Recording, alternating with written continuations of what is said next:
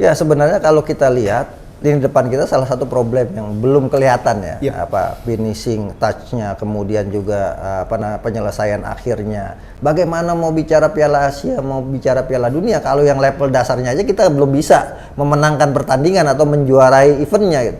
Nah kalau ngelihat permainan Vietnam dan sebagainya, ini sangat luar biasa permainan mereka dan levelnya sangat tinggi sekali. Bagaimanapun Vietnam sepak bola saat ini sangat grafik meningkat, bahkan mereka ini nomor 1 di Asia Tenggara. Ini alarm buat sepak bola Indonesia bahwa kita juga harus segera berbenah terkait dengan kompetisinya, terkait juga dengan tim nasionalnya. Mereka harus bisa bermain dengan logika yang benar gitu. Kapan harus dribbling, kapan harus passing, kapan harus shooting.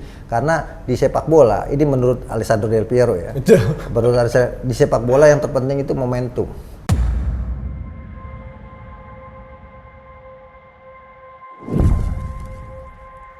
Assalamualaikum warahmatullahi wabarakatuh. Sobat Nitraya semua, apa kabarnya semuanya?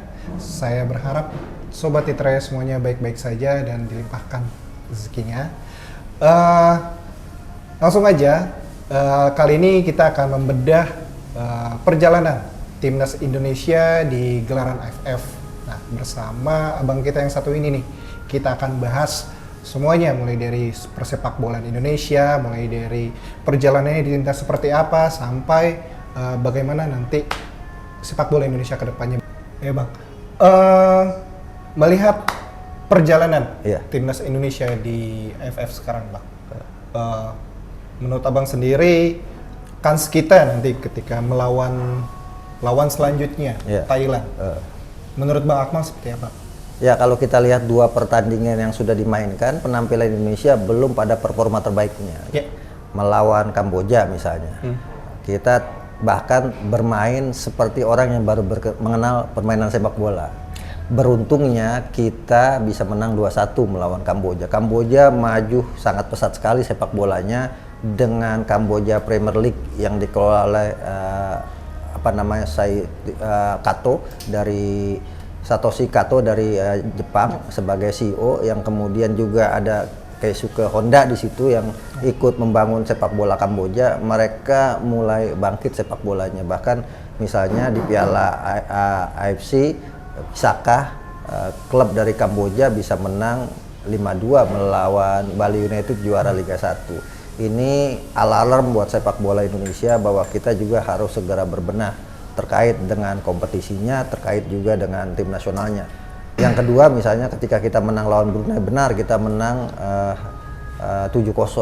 Tapi melihat performa permainan yang ditampilkan belum sesuai dengan ekspektasi masyarakat. Banyak kekurangan yang ada. Salah satunya misalnya kekurangan soal penyelesaian akhir. Kita punya 31 peluang, punya 14 shoot on target, tapi hanya 7 gol yang tercipta gitu. Itu pun kemudian 5 gol diantaranya atau bahkan 6 gol diantaranya tercipta ketika Brunei sudah bermain dengan 10 pemain, ketika Jupri salah satu pemainnya di kartu merah karena dapat 2 kartu kuning. Nah ini yang harus dibenahi oleh pelatih Sintayong ketika besok berhadapan dengan Thailand, karena pertandingan sesungguhnya di grup A ini ya melawan Thailand gitu. Kita punya pengalaman untuk era Sintayong misalnya, Thailand 2 kali sudah dihadapi oleh Sintayong di final tahun lalu gitu, di mana kita kalah 0-4 kemudian imbang 2-2. Artinya Sintayong harusnya sudah bisa mengkalkulasi, bahkan sudah bisa melihat sejauh mana kekuatan dan kelemahan Thailand, termasuk di dalamnya bagaimana membenahi cara bermain para pemain tim nasional Indonesia untuk setidaknya bisa menang. Tapi ada satu harapan yang bisa diapungkan untuk sepak bola kita, untuk tim nasional kali ini adalah bahwa sejak ditangani Sintayong, tim nasional Indonesia tidak pernah kalah setiap bermain di kandang. Nah, kuncinya di situ. Nah, tinggal bagaimana kemudian kita itu asal tidak merasa inferior bertemu dengan Thailand, karena selama ini di Piala AFF misalnya sudah 14 pertemuan yang dilakukan Indonesia sejak 1996, di mana kita itu cuma bisa menang 2 kali lawan Thailand. Pertama pada 2010 di Stadion Utama Gelora Bung Karno Senayan, saya ingat betul kita menang 2-1 lewat gol yang dicetak dua-duanya oleh Bambang Pamungkas di penyisian grup. Dan yang terakhir adalah kita menang juga 2-1 di Stadion Pakansari pada final leg pertama Piala AFF 2016. Selebihnya 2 kali kita seri dan 10 kali kita kalah. Jumlah gol yang tercipta juga sangat besar. Thailand menciptakan 33 gol, sementara Indonesia hanya mampu mencetak 18 gol ke gawang Thailand dari total 51 gol yang tercipta dari 14 pertandingan yang sudah dilakukan di Piala AFF. Artinya Thailand ini secara permainan dan secara taktik mereka punya moral besar ya. Artinya mereka punya kematangan dan pengalaman. Bahkan mereka disebut Raja Asia Tenggara, sehingga kemudian ini yang harus menjadi motivasi Indonesia bahwa sejatinya Asia Tenggara itu Indonesia. Kenapa? Kalau bicara misalnya Malaysia, Singapura, Thailand, Vietnam, tidak seberapanya dibanding luas Indonesia. Harusnya Indonesia yang menjadi negara atau Raja ASEAN. Menariknya setelah pertandingan kemarin melawan Brunei, Coach Shin Tae-yong juga memberikan dia sudah selesai melakukan analisis terhadap skuad Thailand, Bang.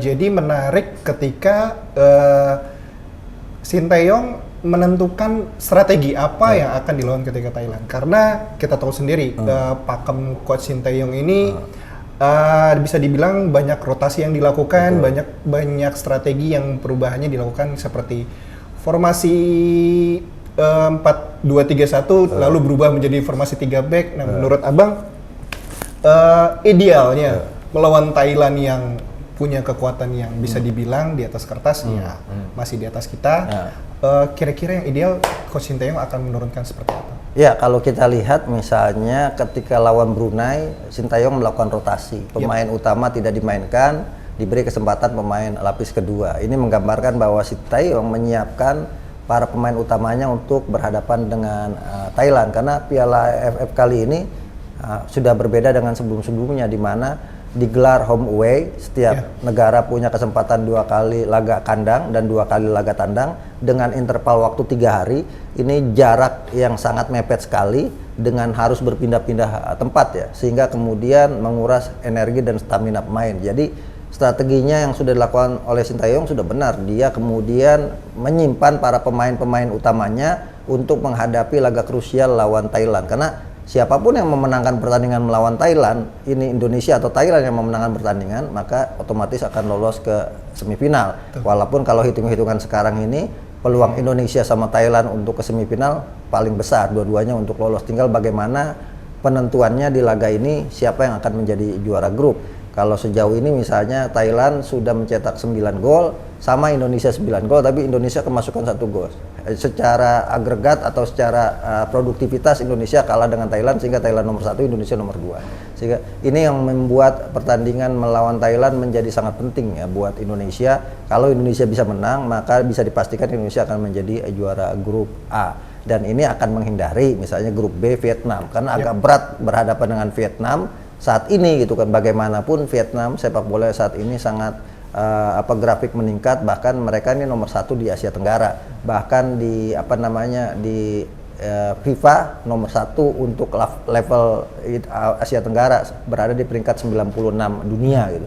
Nah, kalau ngelihat permainan Vietnam dan sebagainya, ini sangat luar biasa permainan mereka, dan levelnya sangat tinggi sekali, sehingga kemudian semifinal ini sedapat mungkin Indonesia harus menghindari Vietnam.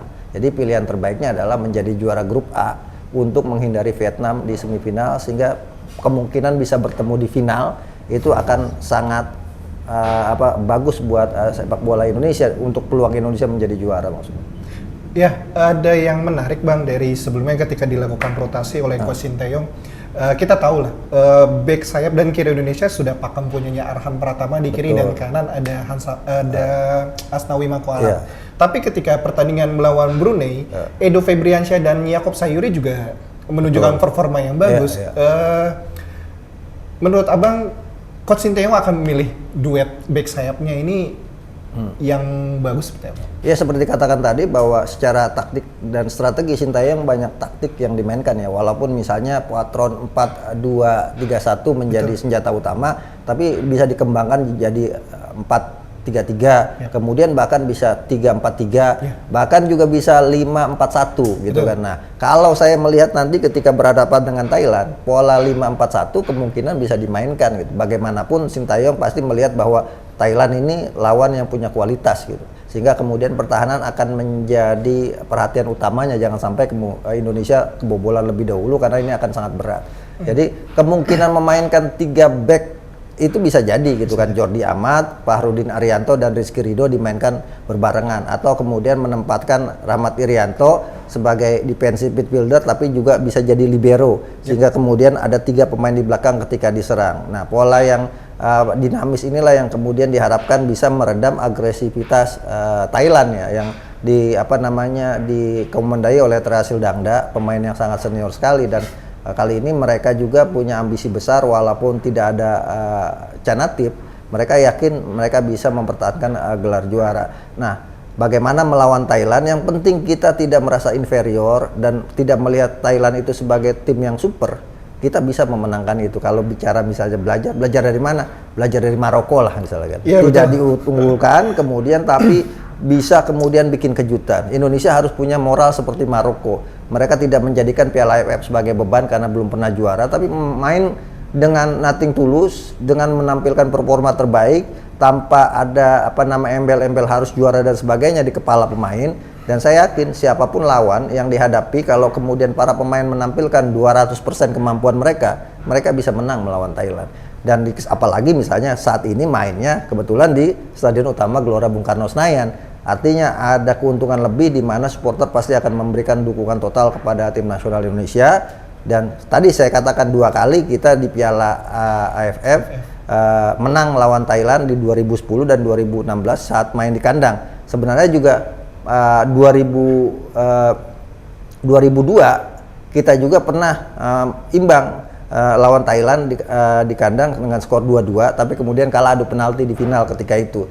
Nah, ini yang kemudian harus dijadikan modal buat tim nasional Indonesia bahwa kita bisa mengalahkan Thailand di kesempatan penyisian grup A ini. Ada sosok segar di lini depan Indonesia, ada Spasojevic, Bang. Walaupun tidak membuat gol, tapi setidaknya memberi dimensi baru, Bang, dalam penyerangan, Bang. Betul. Apakah ini jadi modal penting, Bang, buat lini depan Indonesia ketika kita punya Spasojevic? Ya, sebenarnya kalau kita lihat lini depan kita salah satu problem yang belum kelihatan ya, finishing touch-nya, kemudian juga penyelesaian akhirnya, termasuk di dalamnya adalah kontribusi gol para pemain lini depan kita ini masih lemah. Walaupun misalnya Spaso sudah mencetak gol lawan Brunei, tapi kemudian ketika melawan Kamboja bahkan pelatih Sintayong marah besar sama Spaso karena mengulur-ngulur waktu gitu kan. Blocking di tengah lapangan. Blocking di tengah lapangan, padahal kondisinya adalah para pemain diharapkan sisa waktu bisa nambah gol keunggulan untuk berhadapan dengan ketika berhadapan dengan Kamboja, agar jaga-jaga kalau kemudian di akhir penyisian grup A poin sama, maka agresivitas gol kan yang menjadi ukuran pertama kali. Nah, ini yang kemudian membuat Sintayong marah. Nah, kalau kita lihat menarik di tim nasional kita ini, dari 9 gol yang tercipta itu hampir dibagi rata ya. Semua pemain gitu kan. Hanya Egy Maulana Fikri yang sudah mencetak 2 gol. Selebihnya masing-masing 1 gol. Spaso 1, Sananta, Ramadan Sananta, kemudian Maklok, Yakob Sayuri, Sarian Abi Manyu, Witan Sulaiman, termasuk juga Dendi Sulistiawan. Artinya kalau kita lihat bagaimana kualitas striker kita belum kelihatan sama sekali. Beda misalnya dengan Thailand di mana Terasil Dangda sekarang jadi top scorer dengan 3 gol. Sudah kelihatan bahwa Thailand punya striker yang sangat berbahaya. Begitu juga Vietnam punya Tantin yang sangat berbahaya sekali gitu kan di lini depan. Nah, ini sebenarnya PR buat Indonesia ya. Semoga kan ketika diragukan lini depannya ketika lawan Thailand nanti justru akan menunjukkan kualitas sebenarnya. Yang ditunggu kan Spaso. Termasuk misalnya Muhammad Rafli, ini kan banyak kritik juga, dimainkan, diberi kesempatan tidak bisa memberikan kontribusi, tidak diberikan kesempatan, ini kan agak rugi karena pemain yang dibawa harusnya adalah pemain-pemain terbaik. Jadi melawan Thailand ini akan menjadi kunci Indonesia bagaimana kualitas lini depan. Egy bagaimana nanti bermain. Kemarin kan di 2 pertandingan Egy terlalu banyak bermain sendiri gitu kan, dengan terlalu banyak dribbling. Nah, ini juga harus dibatasi. Kemudian tidak ada yang mensuplai bola ke Spaso, sehingga Spaso hanya jadi tembok saja. Ini juga menjadi problem yang harus dibenahi. Sadil juga belum pada performa terbaik. Yang amat sangat harus diberikan perhatian lebih adalah jangan sampai lini belakang juga kehilangan konsentrasi ketika berhadapan dengan Thailand. Setajam apapun lini depan, kalau belakang jebol, nah ini jadi problem gitu. Begitu juga sebaliknya, belakang kuat, depan tidak bisa cetak gol, ini juga akan jadi problem. Jadi yang menjadi pegangan harusnya adalah ke depan bagaimana melawan Thailand ini akan menjadi performa terbaik Indonesia di Piala AFF setidaknya ya, dari 2 pertandingan yang sudah dimainkan. Pertandingan ketiga ini Indonesia mencapai grafik yang diharapkan oleh pelatih Sintayong. Berarti bisa diambil kesimpulan bahwa sebenarnya walaupun Spaso tidak mencetak gol, belum banyak mencetak gol maksudnya Bang. Berarti sebenarnya second line kita begitu kuat, begitu rata gitu. Jadi sebenarnya banyak pilihan di situ, mulai dari Sadil Ramdhani, Egy Maulana Fikri sampai Witan Sulaiman lah. Kalau dari Egy Maulana Fikri sendiri saya melihat memang terlihat Egy belum maksimal. Banyak keputusan-keputusan yang dirasa tidak diambil dengan tepat oleh Egy. Tapi menurut Bang Akmal, dari 3 pemain, dari Egy, dari Witan sampai Sadil, menurut Bang Akmal perkembangan ketiga pemain tersebut ketika laga melawan Thailand sekrusial apa? Ya, mereka sangat penting ya perannya, bahkan diminta untuk tampil lebih dari apa yang sudah ditunjukkan di 2 pertandingan melawan Kamboja maupun melawan Brunei Darussalam. Utamanya adalah mereka harus bisa bermain dengan logika yang benar gitu. Kapan harus dribbling, kapan harus passing, kapan harus shooting. Karena di sepak bola ini menurut Alessandro Del Piero ya. Menurut di sepak bola yang terpenting itu momentum. Ketika kita mampu memanfaatkan momentum, maka kesempatan untuk menang akan menjadi lebih besar. Artinya psikologi di sini yang kemudian ikut berperan, bukan cuma sekedar kemampuan teknik, bukan juga kemampuan taktik, tapi juga kemampuan IQ dan juga psikologi ini jadi penting. Bagaimana bermain sebagai sebuah tim dan tidak egois gitu. Kalau saya lihat misalnya kemarin Sadil masih sangat egois gitu. Kadang-kadang kemudian memaksakan diri untuk syuting, memaksakan diri misalnya untuk mengambil tendangan bebas yang sejatinya misalnya bisa diambil oleh Makrok gitu kan. Begitu juga Witan Sulaiman beberapa kali memang menjadi pemain yang sangat diharapkan bisa berkembang ya, tapi beberapa kali masih belum bisa mengambil keputusan maksimal. Dan saya pikir hal yang wajar karena ini kan event yang turnamen di mana awal-awal itu menjadi sangat sulit, tapi kemudian grafiknya kan sudah mulai meningkat. Kita berharap melawan Thailand ini menjadi grafik yang terus meningkat dari tim nasional Indonesia. Kalau kita lihat Sadil, Witan, kemudian juga Egy Maulana Fikri plus Marcelino, ini kan pemain-pemain muda yang kita harapkan ke depan misalnya 4-5 tahun ke depan ada di usia golden age gitu kan, sehingga bisa menjadi pondasi yang kuat buat tim nasional Indonesia. Sekarang dia momentumnya belajar, artinya melawan Thailand ini akan menjadi kesempatan bagaimana mereka menunjukkan performa terbaiknya. Saya melihat misal Marcelino sudah mulai berkembang cukup pesat gitu kan. Nah ini yang kemudian diharapkan, cuma posisi Marcelino ini agak kemudian tidak tetap, sehingga kemudian dia memainkan posisi gelandang serang, sementara di situ misalnya sudah tempatkan Egy sama Witan gitu kan. Dia mau ditetapkan sebagai gelandang tengah, itu sudah ada Maklok sama Kambuaya. Posisinya selalu bertabrakan antara Marcelino dengan Kambuaya. Artinya memang harus ada yang dipilih untuk bermain. Nah, ketika melawan Kamboja misalnya, Maklok akhirnya kan bermain sebagai gelandang bertahan gitu. Sehingga kemudian terlalu turun ke belakang sehingga suplai ke depannya agak kurang. Padahal kalau kita lihat sejauh ini ya Maklok lah yang menjadi andalan untuk menyuplai bola ke lini depan, bahkan dia kadang menjadi alternatif ketika lini depan buntu, maka Maklok akan masuk dari lini kedua, dan itu yang tidak kelihatan ketika melawan Kamboja gitu. Melawan Brunei kelihatan, tapi karena memang Brunei juga sudah frustasi gitu kan, kalah 0-5 dari Thailand, kalah 1-5 dari Filipina, mereka sudah menyatakan misalnya dalam tanda kutip ya, mereka sudah selesai di Piala AFF. Sehingga kemudian kita menang 7-0 bukan sebuah keunggulan yang harus disikapi dengan euforia berlebih, karena Brunei memang tidak begitu siap tampil di Piala AFF. Tinggal 2 pertandingan ini ya, lawan Thailand dan Filipina. Ini yang levelnya sama dengan Indonesia gitu kan. Bahkan kalau kita mau jujur ya, Thailand levelnya masih ada 1 strip di atas Indonesia. Nah ini yang sesungguhnya mulai pertandingan sesungguhnya di Piala AFF itu melawan Thailand, Filipina di semifinal, bahkan nanti final kalau kita bisa lolos. Ya ketika berbicara tentang sepak bola Indonesia, ketika berbicara tentang piala, kita rindu akan di piala itu sebenarnya kan Bang. Jadi ya sejauh mana sebenarnya peran AFF ini untuk sepak bola kita Bang? Apa memang ini target utama kita atau memang sebenarnya Sinteyong sudah merencanakan lebih jauh untuk berbicara di Piala Asia, atau mungkin AFF ini memang hanya persiapan Sinteyong untuk kita berbicara di level Asia, Bang? Iya, kalau bicara orang melangkah gitu kan, naik ke tangga dasar ke tangga atas, itu kan harus melewati anak-anak tangga. Jadi ibaratnya orang banyak salah persepsi, Piala AFF ini nggak ada artinya gitu kan. Kita nih harus bicaranya Piala Asia, Piala Dunia gitu. Tapi kalau menurut saya, bagaimana mau bicara Piala Asia, mau bicara Piala Dunia kalau yang level dasarnya aja kita belum bisa memenangkan pertandingan atau menjuarai eventnya gitu. Terakhir kita juara misalnya 2008, itu Piala Kemerdekaan, itu pun diatur gitu kan, ketika kemudian lawannya mengundurkan diri karena aksi protes yang dilakukan, kita juara ketika itu di bawah arahan pelatih Benny Dolo. Atau kalau bicara event resmi di Asia Tenggara, kita terakhir juara 1991 juara SEA Games. Selebihnya sampai sekarang kita belum pernah juara. Benar, misalnya Argentina butuh 36 tahun untuk bisa kembali juara dunia misalnya gitu kan. Tapi jangan kemudian kita menyamakan itu semua. Levelnya beda.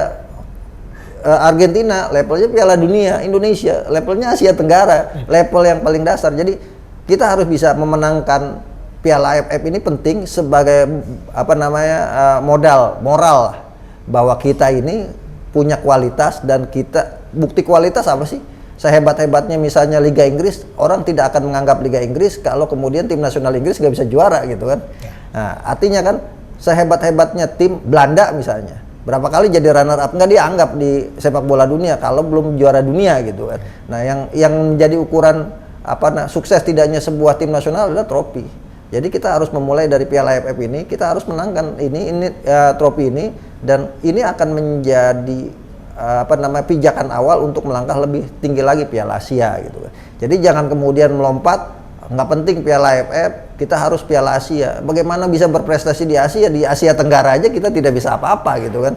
Nah, pola logika yang lompat-lompat inilah yang harus kita benahi sama-sama, bahwa kalau kita mau sepak bola kita berprestasi, maka kita harus ambil jalur yang terendah terdulu untuk kita naiki, pondasinya kuat, baru naik ke level berikutnya, baru naik ke level berikutnya. Plus sebenarnya dengan kita menjuarai AFF ini secara tidak langsung kita bisa menghapuskan stigma kita Mr. Runner Up di AFF ya Bang sebenarnya. Iya betul sekali. Kalau sekarang kita diidentikan Belanda gitu, karena kebetulan sama-sama pernah dijajah Belanda gitu kan.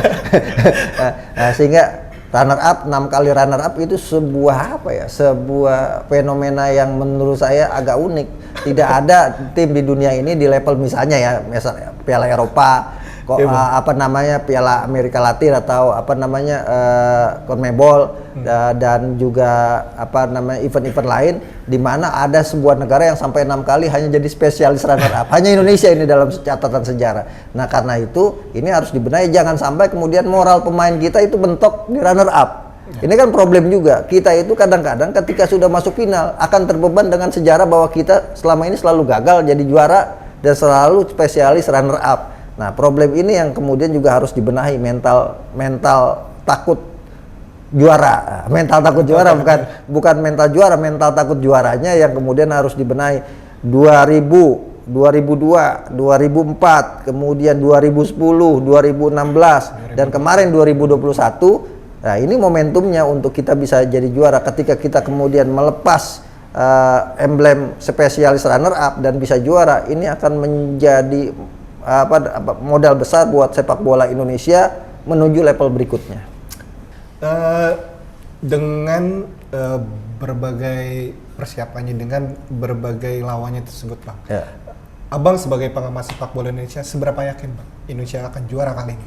Kalau saya sih selalu optimis bahwa kita bisa juara kalau kita mampu mengerahkan seluruh kemampuan terbaik kita. Sebagai contoh seperti saya katakan tadi, Maroko, siapa yang bisa memperkirakan Maroko bisa lolos sampai semifinal? Siapa yang bisa memperkirakan Kroasia bisa lolos sampai semifinal? Tapi ketika mereka tampil dengan membawa nama bangsa dan sebuah kebanggaan, dengan menampilkan seluruh performa terbaiknya, kesempatan untuk mencapai level tertinggi itu pasti ada. Tidak ada yang tidak mungkin di sepak bola. Nah, pemahaman ini yang harus ditekankan oleh tim nasional kita sekarang atau tidak sama sekali. ini ada kesempatan di mana kita bisa menjadi juara dengan komposisi pemain yang ada saat ini. Bahkan kalau bisa dibilang pemainnya sudah cukup berpengalaman karena mayoritas sudah main di final Piala AFF 2021 tempo lalu gitu. Sehingga buat Sintayong juga ini merupakan tugas yang harus dituntaskan kan. Setelah jadi runner up harusnya kan jadi juara gitu kan. Ya, ini yang menjadi bekal buat tim nasional kita. Dan saya yakin tahun ini kita bisa mencapai level tertinggi di Piala AFF dan kita harus bisa optimis kita bisa juara asalkan gitu kan para pemain juga punya komitmen yang sama untuk bisa memperjuangkan harapan juara yang sudah sangat diharapkan lah oleh masyarakat itu. Jangan sampai kemudian kita kembali kepada spesialis runner up. Nah, itu yang menjadi beban. Ketika kita sudah bisa menjadi juara lagi, saya pikir ini akan menjadi momentum bangkitnya sepak bola Indonesia di kawasan Asia Tenggara bahkan Asia.